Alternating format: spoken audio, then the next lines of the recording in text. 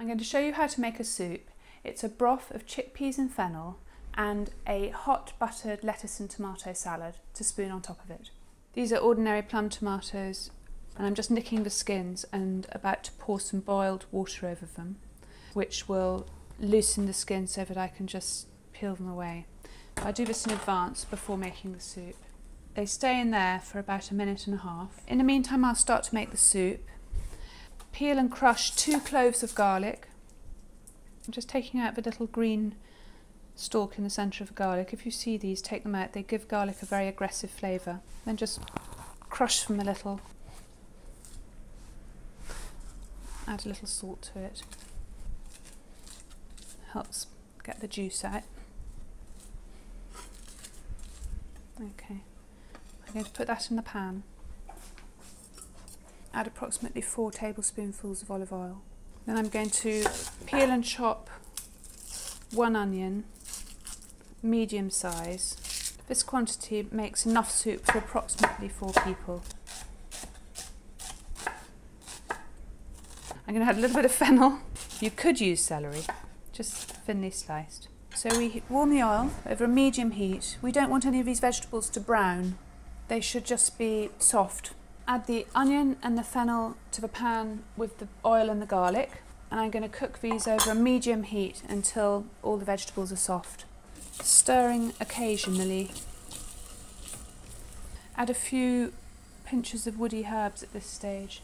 A little bit of rosemary perhaps, a little bit of thyme, just a few twigs. It's just to give it a hint of flavour. And it's always nice to add the herbs at this stage and not with the liquid part of the soup. The herbs can cook with the vegetables for a few minutes, approximately 3 to 4 minutes. The vegetables are now soft and I'm going to add the stock. This is homemade chicken stock. It's made from the leftover bones of a roast chicken we had yesterday, and you just put the chicken bones into a large pan with some onion, possibly some carrot, maybe some celery. You cover it with water and you bring to the boil and then allow it to simmer for an hour, and that will make a rich chicken stock. For 4 people I'm adding approximately 1 litre of chicken stock. The next ingredient to add are the chickpeas. These are drained canned chickpeas, just 1 225 gram tin.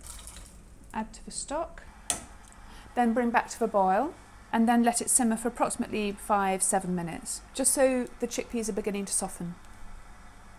This is part 2 of the recipe where we make the buttered lettuce and tomato salad to add into the soup at the last minute. The tomatoes have been sitting in the boiling water for a few minutes and you can see how the skins are now ready to peel away. Peeling tomatoes is very easy and it is quick to do. Don't be put off when you see it in a recipe. The soup is simmering nicely whilst I do this. So next I've quartered the tomatoes and I'm removing the seeds. The seeds are surrounded by a watery liquid which will take away from the flavour of the soup, so I always get rid of those.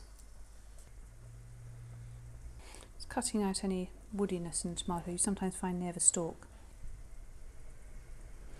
So the soup is boiling, almost ready to be served.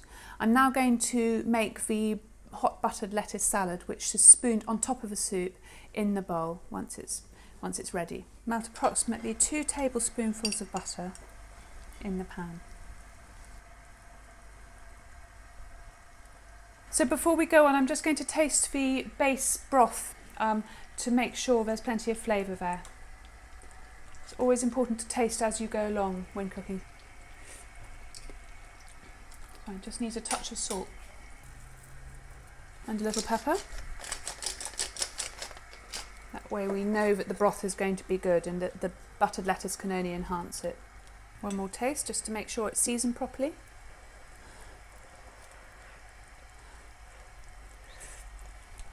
That's perfect.